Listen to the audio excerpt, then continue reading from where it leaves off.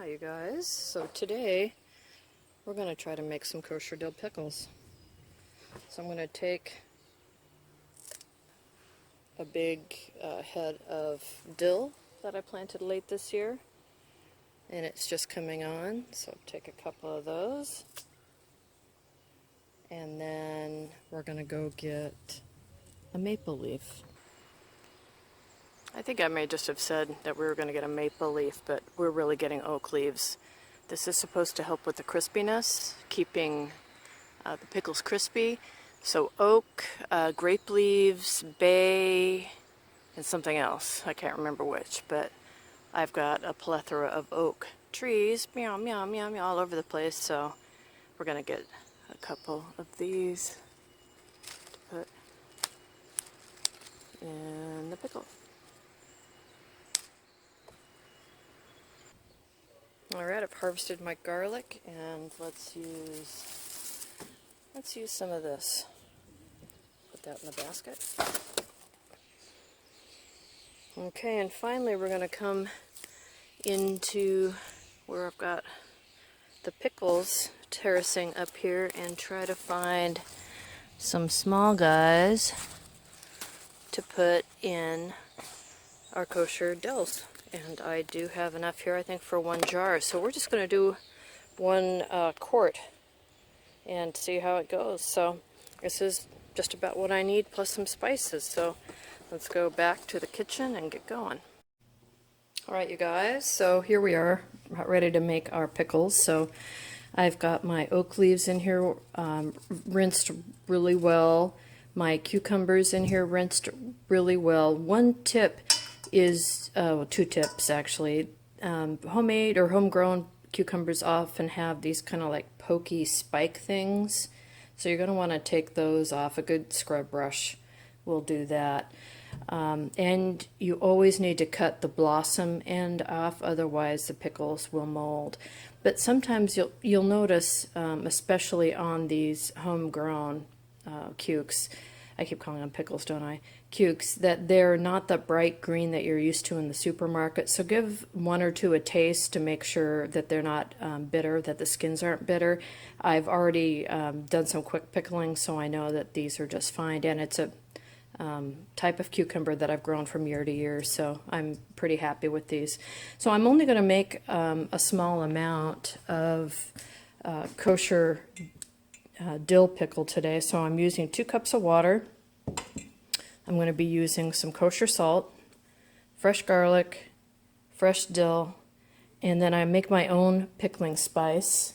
I don't like cinnamon, I don't like cloves, so I don't put it in there, which is hence why I make my own. So I've got black pepper, mustard green, coriander, and bay leaf that I got from my tree outside. So I'm going to put that in this bowl.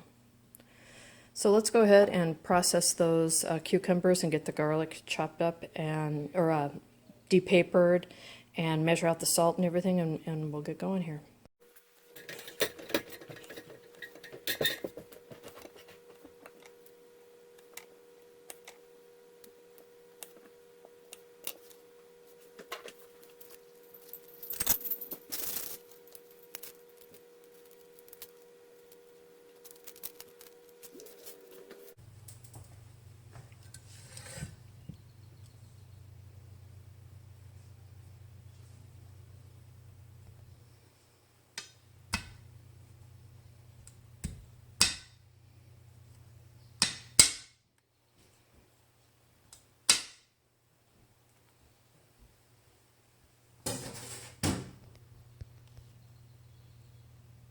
Alright, so we have all that prepared. Got my dill washed too. So what we're going to do now is measure out the salt. So for 2 cups water, which is 2 cups water, we are going to measure out 20 grams of kosher salt. I use Diamond Crystal. Sometimes I use Morton's. Use a non-iodized salt. Oh, I should have tared that first.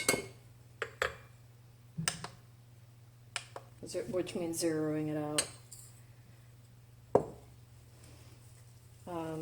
You don't want iodine in your pickles, it just makes them cloudy and weird. So 21, close enough. So I'm going to put that in the jar. By the way, if you use a wide mouth jar, it's a lot easier to get the pickles in. And then I'm going to add the water, which makes our brine. This is about a 4.2% brine. I'll link below a calculator so you can figure out your own brine mixture. So I'm just going to give that a shake up. Percentage. Different veggies require a different amount of salt. You can see my sauerkraut video. I'll link that so you can see that, but it requires just hands-on salting, so you don't actually measure too much. Alright, so now the fun part. I'm going to put in a bay leaf, a couple garlics, and top of a dill.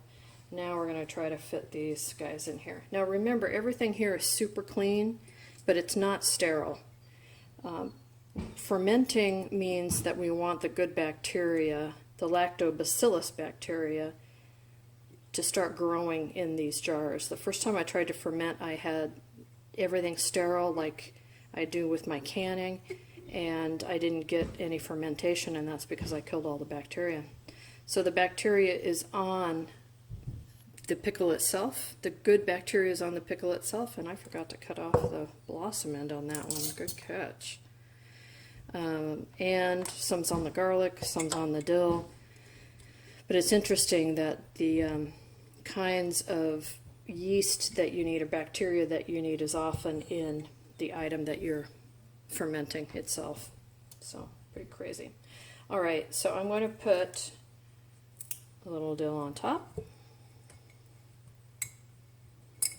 I'm going to add my bay leaf and my pickling mixture that I've just free eyeballed. I'm going to add one of the oak leaves. Let's see if I can get it down the side. Yeah, I can get it down the side a little bit and over. And I'm going to add two. I know this jar isn't full, so I'm going to need to keep everything submerged underneath the brine mixture. Otherwise, it can mold. And we want this to be a happy, happy brine. Perfect amount. Alright, so now I got to figure out some kind of a weight to put on here so it holds everything below the water level, and I've got the perfect thing. I got these little mini glasses in Mexico, and that's going to drip over. That happens quite a bit, so what we're going to do is put a plate or something underneath here. Alright, I also forgot to add my last two garlics, so I'm just going to do that now. If you forget something, don't be afraid to add it later, even days later. Alright, so this is going to spill down the sides, but I don't care. I just want everything in there to be submerged, and actually, ta-da, it doesn't. So I'm going to keep this out on the counter, and we'll check in on it from day to day to see how it's coming along. So soon it'll start making bubbles like it was carbonated, and we'll be able to just see how much fermentation is going on in there, and at some point around day 5 or 7 we'll start tasting. I like my pickles pretty sour, but this recipe, if you're from New York or understand kosher dill pickles, you'll know that there's something called a new pickle, which is a fresh pickle, one that's only been in the brine for like a day or two, a half sour, which is a half fermented cucumber, and then a full sour, which is also known as a kosher dill pickle. So some of you may be surprised to learn that there's no vinegar in kosher dill pickles, and there isn't. It's a brine and it's a fermentation. It's an alive food. It's alive. So this has got tons of probiotics in it. It's really good for your health. You know, it's the pickle like the chicken noodle soup. Chicken noodle soup of the pickle world. So very good for you. And once it's reached the fermented stage that we like, we'll put a top on it and pop it in the refrigerator, and it will stay for months and months. I think the USDA says up to 2 months. I've had them last more than 6 months. So what do they know? Especially things like sauerkraut. And you can pickle almost any vegetable. So we'll do some more pickling this year, but that's how you make a kosher dill pickle. let me know if you guys have any questions. And later on, we'll pop back and take a look and see what we're doing on progress. Hi guys. So it's day 3 of the ferment, and I have changed a couple things I wanted to talk with you about. But first I wanted to show you the little, can you see the little bubbles in there that are forming around the leaf? Let's see if we can get some, see those moving in there? Little bubbles. That's fermentation, baby. I had previously ordered some of these fermentation tops, so they're silicone and they're the same size as a canning lid, and they have this little, let's see if you can see there, this kind of X, yeah, in there. So it's supposed to be kind of like a check valve, a one-way valve. It'll let the gas out, and it won't let any air in, which is supposed to allow for a better ferment. Actually, I'm just tapping this and I can see air bubbles, or gas. It's gas coming up. That's kind of cool. The other thing I changed is that I forgot that I had found an old canning jar that was the perfect size. So look at these, are one of the tiny ones, but it fits in here so tightly that I can then put this on and a ring on. I think those are 2-ounce jars. I'm going to go through my stash and see if I have any more, and if I don't, I'm going to buy some because they work so well. They keep everything under, I mean, you can barely see it in there, but they keep everything pressed down underneath the level of the brine. And with this top, it just lets everything out. And that way I don't have to remember to burp it. And then I don't keep that lid, you know, half open like I had before, so some of the CO2 could come out on its own. It was kind of fun, though, to come by and click on the lid and have it be like an unsealed jar, and then come back, you know, a couple hours later and it's bulging at the top, so you know you need to burp it. So this is coming along nicely. Today is July 11th, so we put it in on July 8th, so 9, 10, 11, 3 days. We'll start tasting, I think, around day 5. I like a good sour pickle, but anyway, that's the update. And in the same video, I'll do the tasting update. So today's July 11th, and the next time you see me, it will be July, I don't know, something else. Hi guys, so today we're going to take a look at the fermented pickles that we did 5 days ago and give these a taste. I did these pickles, today's July 14th, so I did the half gallon 2 days ago, and then the fermented small jar here I did 5 days ago, and we can see nice bubbles in there, so we know it's fermenting away. And we've got a little spillage. I don't know if you can see that, but there's a little fluid down in here, which means the carbon dioxide is coming up and out through this top. And over here, I don't know, especially if you can see in the dill here, we've got a lot of bubbles. And so we can see this much bigger jar is fermenting away. Interestingly enough, that green was the color of all these cucumbers before they started to pickle. So when they ferment, I'm getting an obvious color change, but it's alright. So let's move that away, move my little sign over there, and let's take a look at this jar, if I can get it open.